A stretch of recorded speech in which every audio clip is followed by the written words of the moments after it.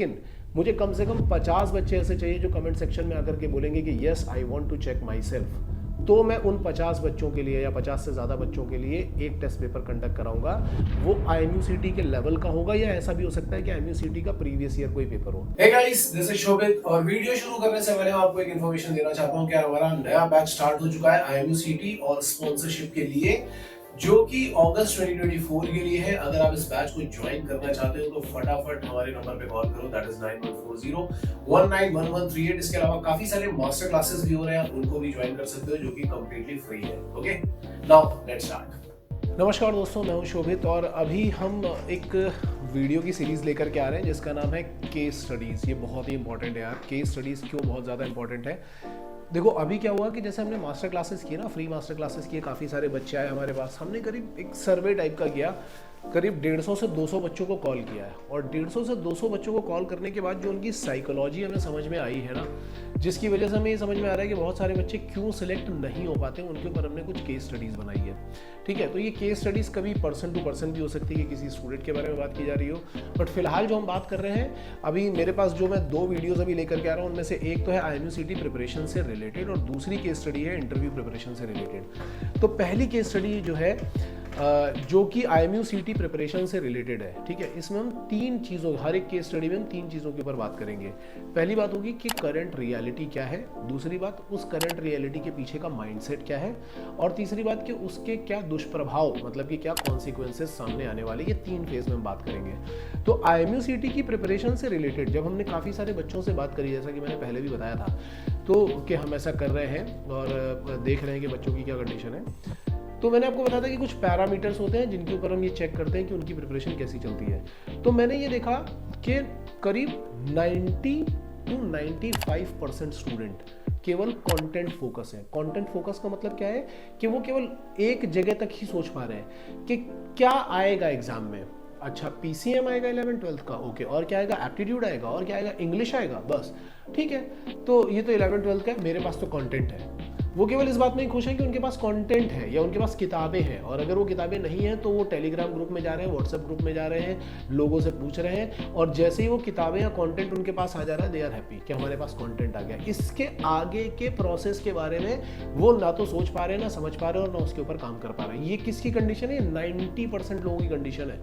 मैंने एक CCD approach आपको पहले बताई थी एक वीडियो में, अगर आपने देखी हो तो। बट फिलहाल क्या है कि CCD अप्रोच तो बहुत दूर की बात है, केवल अगर कंटेंट आ जाता है तो दे आर वेरी हैप्पी, और नहीं तो बहुत सारे लोग केवल कंटेंट की सर्च में इधर से उधर भाग रहे हैं कि कोई कोर्स मिल जाए, कोई कुछ ऐसा मिल जाए जहां से हमें कंटेंट मिल जाए, और जैसे ही वो कंटेंट मिल जाता है दे आर हैप्पी कि हमारा कंटेंट, केवल कंटेंट फोकस। अब जब हम उनसे बात करते हैं कि आपकी स्पीड और एक्यूरेसी के बारे में आपने कभी सोचा है कि आपकी, जैसे जो बच्चा जेई का है, जेई का बच्चा क्या करता है कि उसको 75 क्वेश्चन करने होते हैं 3 घंटे में, तो उसकी स्पीड कम भी होगी तो चलेगा।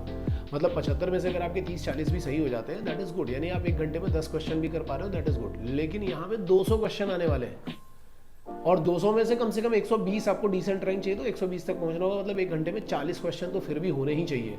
तो यहाँ पे स्पीड मैटर करती है, लेकिन ये लोग स्पीड के बारे में बात ही नहीं कर रहे। तो जैसे ही हमारी टीम स्पीड के बारे में बात करती है तो दे आर शॉक्ड कि अच्छा, ये तो हमने सोचा ही नहीं। और स्पीड के बाद एक्यूरेसी, कि आपने जितने भी क्वेश्चन किए क्या वो एक्यूरेट है या नहीं है, क्योंकि IMUCT में बहुत ज़्यादा मैटर करता है, तो ये बात भी उनको नहीं पता।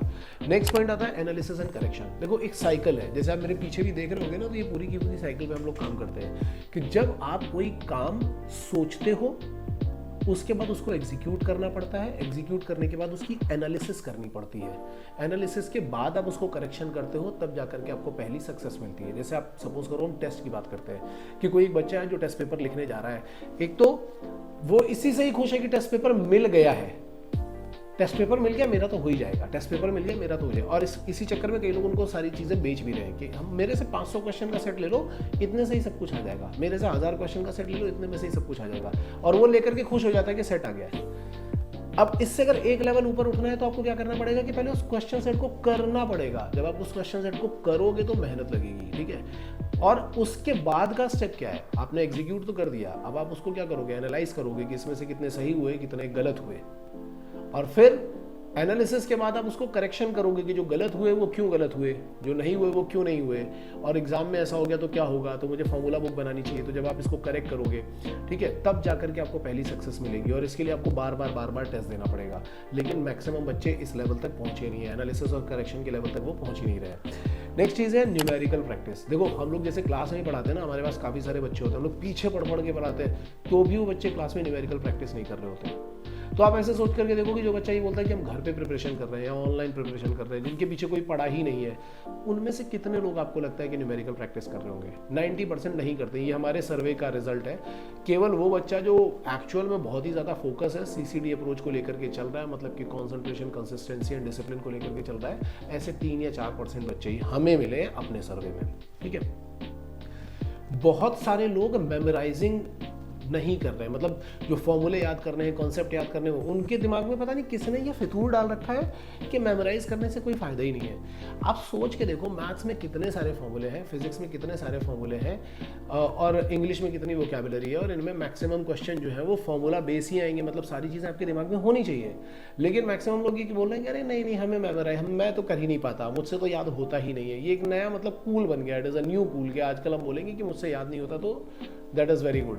और ये रियलिटी है बच्चों की, जिसके ऊपर वो लोग फोकस नहीं कर रहे हैं, वो केवल कंटेंट में फोकस कर रहे हैं, और रियलिटी है कि वो मेमोराइज कर ही नहीं रहे। अब अगर आप मेमोराइज नहीं कर रहे हो, आप सोच के देखो 3 घंटे में 200 क्वेश्चन कैसे करोगे अगर आपको फॉर्मूला पता ही नहीं होगा, और फॉर्मूला बेस्ड क्वेश्चन आ गया, अगर वो बोलेगा कि डिफरेंशियल इक्वेशन है, इस डिफरेंशियल इक्वेशन की डिग्री क्या है, आपको डिग्री कैसे निकाली जाती है पता ही नहीं है, तो आप वहाँ पे कैसे करोगे? नहीं कर पाओगे। ठीक है, तो ये करंट रियलिटी में आ रहा है। एंड बहुत सारे बच्चों को सिलेबस और टॉपिक्स के बारे में जो अवेयरनेस है ना, वो ही नहीं है। बहुत लोगों को लगता है कि केमिस्ट्री में तो 20 ही क्वेश्चन आते हैं, चलो केमिस्ट्री को छोड़ देते हैं, लेकिन उनको ये नहीं पता कि केमिस्ट्री के कुछ ही टॉपिक हैं जिनसे ये 20 क्वेश्चन आ रहे हैं। पूरी केमिस्ट्री नहीं पढ़नी है, थोड़ी सी केमिस्ट्री पढ़नी है। ये बहुत लोग क्या करते हैं कि स्पॉन्सरशिप में भी केमिस्ट्री छोड़ देते हैं कि अरे केमिस्ट्री के तो 10 ही क्वेश्चन तो हैं, चलो हटा देते हैं, 15 ही क्वेश्चन तो हैं, तो चलो हटा देते हैं। लेकिन वो 3 या 4 टॉपिक से ही आ रहे हैं, इस पे वो फोकस ही नहीं कर रहे हैं। फिजिक्स के क्वेश्चन में 10 टॉपिक पढ़ने पड़ेंगे, लेकिन केमिस्ट्री के लिए 3 ही पढ़ने पड़ेंगे, पर इस पे वो फोकस ही नहीं कर रहे हैं। क्यों? क्योंकि उनको इसकी अवेयरनेस ही नहीं है। अब हो क्या रहा है, इस करंट रियलिटी के पीछे का माइंडसेट क्या है? ये करंट रियलिटी है, और आप में से बहुत सारे लोग इससे रिलेट भी कर पा रहे होंगे। अब इसके पीछे का माइंडसेट क्या है, मैं आपको बताता हूँ। माइंडसेट ये है, पहली चीज़, जब से ये कोविड हुआ है ना, और कोविड के बाद से जब से ऑनलाइन बैच, हम भी चलाते हैं ऑनलाइन बैच, बहुत लोग और भी चलाते हैं ऑनलाइन बैच, जब से ये ऑनलाइन बैच वाला सिस्टम आया है, तब से लोग रिस्पॉन्सिबिलिटी से भागना शुरू कर चुके हैं। दूसरा पॉइंट है कंफर्ट जोन। क्यों? क्योंकि ये जो ऑनलाइन बैच होते हैं या घर पे बैठ करके प्रिपरेशन होती है, आपको एक कंफर्ट जोन दे देती है। इसमें क्या होता है, जैसे सपोज करो आप एक कोचिंग में पढ़ रहे हो, एक अच्छी कोचिंग, जेन्युइन कोचिंग में पढ़ रहे हो, तो वहाँ पे क्या होगा, टीचर्स आपके पीछे पड़ेंगे, ये होमवर्क किया है कि नहीं किया है, नहीं किया तो आपको पनिशमेंट मिलेगा, आपने ये क्वेश्चन याद किए हैं कि नहीं किए, नहीं किया तो आपको पनिशमेंट मिलेगा, आपके पीछे पड़ेंगे, गिल्ट फीलिंग होगी। अब जनरली क्या होता है, ऑनलाइन में कोई ऐसा करने वाला है क्या? कोई ऐसा नहीं करने वाला है। घर वाले भी पूछेंगे तो हाँ ऑनलाइन कोचिंग तो अच्छी चल रही है, घर की प्रिपरेशन में तो और भी आसान नहीं बोल देना कि नहीं मैं तैयारी कर रहा हूँ, बहुत तैयारी कर रहा हूँ, 2-3 किताबें रखी, बहुत तैयारी कर रहा हूँ। बट आप हो कहाँ पे, आप अपने कंफर्ट जोन में हो। क्योंकि जब तक आप एनालिसिस नहीं कर रहे हो, करेक्शन नहीं कर रहे हो, कोई काम नहीं कर रहे हो, तब तक आप कहाँ पे हो, अपने कंफर्ट जोन पे हो, और आप अपने आप को एक फेक कॉन्फिडेंस दे रहे हो, सूडो कॉन्फिडेंस बोल सकते हैं इसको, जिसमें आपको लग रहा है कि हाँ बहुत ही अच्छा काम कर रहे हो, लेकिन एक्चुअल में आप काम नहीं कर रहे हो। ठीक है, और ये जो मेंटालिटी है ना, जो चीपर मेंटालिटी, जो माइंडसेट है ना कि अरे फ्री में स्टडी मटेरियल, क्योंकि लोग कहाँ तक सोच पा रहे हैं, 90% पब्लिक केवल स्टडी मटेरियल तक, फ्री में मिल रहा है, ओके मटेरियल तो मिल गया, लेकिन मटेरियल मिलने के बाद आप कर क्या रहे हो? बैट बॉल मिल गया, लेकिन अगर आप खेल नहीं रहे हो तो that bat ball is of no use. Knowledge मिल गई, इंफॉर्मेशन मिल गई, मटेरियल मिल गया, लेकिन अगर आप उसको यूटिलाइज नहीं कर रहे हो, एग्जीक्यूशन नहीं कर रहे हो, उसका उस पर काम नहीं कर रहे हो, तो that material is of no use, वो बर्बादी है और कुछ भी नहीं है। और मैक्सिमम लोग के दिमाग में जो ये चीज़ बैठ गई ना, चीपर चीपर चीपर चीपर के सस्ता कोर्स मिल जाए, सस्ती चीज़ें मिल जाए, फ्री में मिल जाए, इसके चक्कर में वो अपना करियर सेक्रीफाइस करने के लिए रेडी है।